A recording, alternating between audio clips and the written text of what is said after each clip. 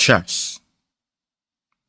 One of the world's most fundamental games that ever created. Today I want to tell you how chess can single-handedly change your life and how you could technically become so good at it. In theory, you can become world chess champion. When you're playing chess, there's a lot of concepts, there's a lot of theories that you should take up upon, and they are quite similar in life. One that I always would say is that you lost the battle, but you did not lose the war. In chess, you could lose a piece, you could lose your queen. But as a matter of fact, the game is not over. The game is not over until your kings get checkmate. When your king have no more moves to go to, no more space, nothing. That's only when you lose.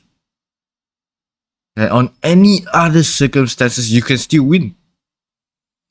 The thing is, in chess, the rules made it as clear as it is, and even if you're in a disadvantage 20-1, right? Let's say they are like 20 in 20 disadvantage, right?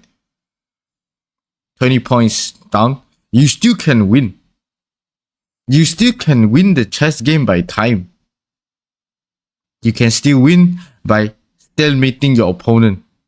You can still win by any other means. There are a lot of ways to win in chess other than just checkmating your opponent. You could make sure they run out of time. Or you could just draw the game where both of you be equal on grounds, even when you are losing. Drawing the game when you are on a losing ground is more significant than you losing the game itself. Let's say you're on a chess game, right? Let's say you lose your queen. The most fundamental, one of the best pieces, right? And what can you do about it? Can you cry over it, you lose it and pause the game and stop? Or you just keep going and say, fuck it, I'm gonna find other tactics and, try to win it back or try to trade it even, or try to make small comebacks here and there and eventually edge out and you win the game? That's the mindset you need to have. Small things in chess adds up to the outcome of the game. What you play in your opening determines what you play in the end game. It is too significant for you to let up. Yeah. And for those who are willing to seek more, learn more about chess, go ahead. I highly encourage you to do so. Chess has taught me another major knowledge, another wisdom, is that in chess, you can't undo a move.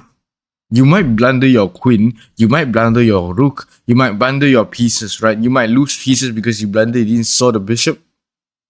So what? You can't really undo your move, right?